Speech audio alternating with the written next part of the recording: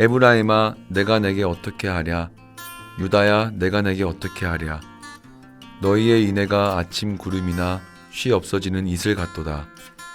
그러므로 내가 선지자들로 그들을 치고 내 입의 말로 그들을 죽였노니 내 심판은 비처럼 나오느니라. 나는 인애를 원하고 제사를 원하지 아니하며 번제보다 하나님을 아는 것을 원하노라. 그들은 아담처럼 언약을 어기고 거기에서 나를 반역하였느니라. 길르앗은 악을 행하는 자의 고울이라 피 발자국으로 가득 찼도다. 강도떼가 사람을 기다림같이 제사장의 무리가 세겜길에서 살인하니 그들이 사악을 행하였느니라. 내가 이스라엘 집에서 가증한 일을 보았나니 거기서 에브라임은 음행하였고 이스라엘은 더럽혀졌느니라. 또한 유다여 내가 내 백성의 사로잡힘을 돌이킬 때에 내게도 추수할 일을 정하였느니라. 오늘도 가정 예배를 드리는 사랑하는 성도 여러분의 가정에 하나님의 은혜와 사랑과 평강이 함께 하시기를 기원합니다. 오늘은 호세아 6장 4절로 11절의 말씀을 근거로 해서 탄식하시는 하나님이라는 주제로 말씀을 드리고자 합니다. 요즘 우리나라에서 가장 심각한 갈등은 세대 간의 갈등입니다. 그 이유는 빛의 속도로 변화된 현대 사회의 탈바꿈 때문입니다. 다시 말하면 빠르게 변하는 환경 속에서 교육도 달라지다 보니 시각이 달라지고 있기 때문입니다. 우리 세대만 해도 반공 교육을 받았는데 젊은 세대는 진보적 교육을 받고 자란 세대입니다. 전쟁 세대가 아니기 때문에 전혀 다른 교육을 받고 자랐습니다. 우리 세대는 학교에 가면 교훈이나 구분이 성실과 근면이었습니다. 그래서 절약이 몸에 배어 있었고 돈만 생기면 저축을 했습니다. 그러나 요즘 세대는 그렇지 않습니다. 불편하면 못 견디는 세대입니다. 그뿐이 아니라 우리 부모님들은 자녀들을 생기는 대로 낳았습니다. 저도 7남매 중에서 막내인데 보통 자녀들이 5에서 8남매였습니다. 그 시절만 해도 못 사는 데다가 애들만 많이 낳다 보니 굶기가 일쑤였습니다. 학교에서는 미국에서 지원하는 옥수수 빵이나 우유를 먹기 위해 컵을 책가방에 매달아 다녔고 못 먹어서 콧물이 계속 나오니 입학하면 손수건을 왼쪽 명찰 밑에 달고 다녔습니다. 과외라든지 학원은 생각지도 못하고 가정교사가 있었는데 대부분 공부 잘하는 가난한 집 아이들이 부잣집에서 숙식하면서 가르쳤습니다. 그때는 가난한 집 아이들이 공부를 더 잘했습니다. 요즘은 돈이 공부를 만드는 시대가 되었지만 과거에는 가난한 집 선비들이 공부를 더 잘했습니다.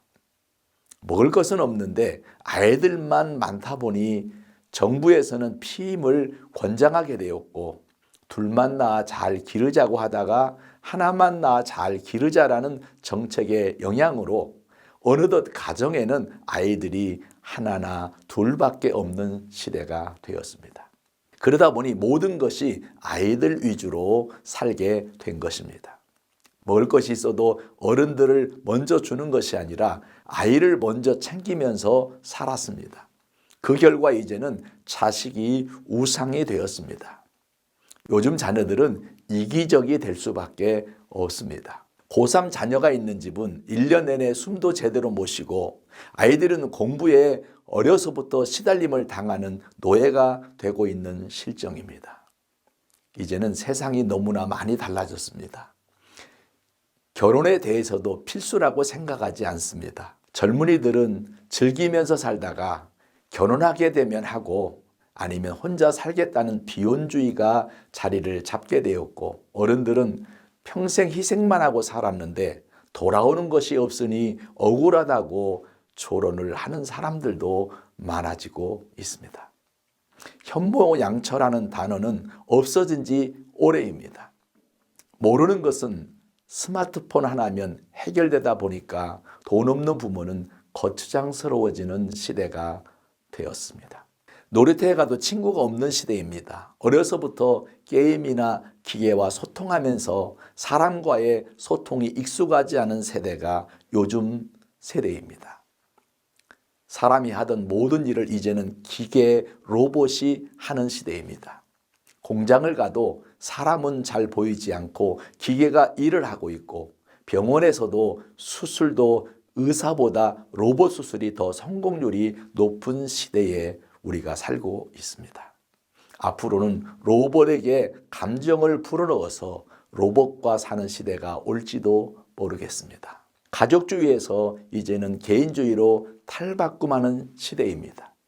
그래도 부모는 자식에게 기대를 걸 수밖에 없기에 자식 뒷바라지에 허리가 휘도록 수고하는 부모가 있고, 아예 책임이 두려워 결혼조차 포기하거나 아이를 낳지 않는 사람들이 있는 것입니다. 우리들 세대에서 생각해 보면 탄식할 노릇입니다. 충과 효는 찾아볼 수 없는 시대가 되어버린 것입니다. 자식이 많으면 이 자식이 좀 부족하면 다른 자식이 잘하면 되지만, 하나밖에 없는 자식이 망나니처럼 굴면 부모로서는 대책이 없는 것입니다. 그때 부모의 심정은 자식을 향해 도대체 내가 너를 어떻게 해야 하겠니라고 탄식과 고뇌의 소리를 할 수밖에 없습니다. 놀라운 것은 그런 자식을 가진 부모의 입에서 나올 수 있는 말을 지금 하나님께서 이스라엘과 유다에게 탄식과 고뇌의 말을 하고 있습니다. 바로 오늘 본문 4절에 나오는 말씀입니다. 에브라임아, 내가 내게 어떻게 하랴? 유다야, 내가 내게 어떻게 하랴? 이 말씀입니다. 정말 못나고 한심하게 짝이 없는 자기 자녀를 두고 안타까워하시는 하나님의 심정을 표현한 말씀입니다. 그렇다면 도대체 북이스라엘과 남유다가 어떤 모습으로 하나님을 섬겼기에 하나님께서 탄식하셨을까요? 사랑이 없는 신앙생활을 했기 때문입니다. 인애와 긍휼이 없었기 때문입니다. 하나님은 제사와 번제보다 인애를 더 원하시는 겁니다. 호세아 6장 4절에 보면 에브라임아, 내가 내게 어떻게 하랴? 유다야, 내가 내게 어떻게 하랴? 너희의 인애가 아침 구름이나 쉬 없어지는 이슬 같도다라고 탄식하는 모습을 볼 수 있습니다. 신앙의 기본 성품은 인애와 긍휼입니다. 예수님도 바로 인애하신 구세주이신 것입니다. 또 하나님의 직분을 받은 자가 악한 일을 일삼는 것을 보고 하나님은 탄식하십니다. 악을 행하는 길르앗과 세겜에서 살인하는 제사장, 그리고 음행을 하는 에브라임을 향해 이스라엘은 더럽혀졌다고 탄식하셨습니다. 사랑하는 성도 여러분, 오늘날 우리의 신앙생활을 보면서 하나님 어떤 마음을 가지고 계실까요? 우리 각자가 자신을 돌아보면서 새롭게 다짐하는 시간이 되었으면 좋겠습니다.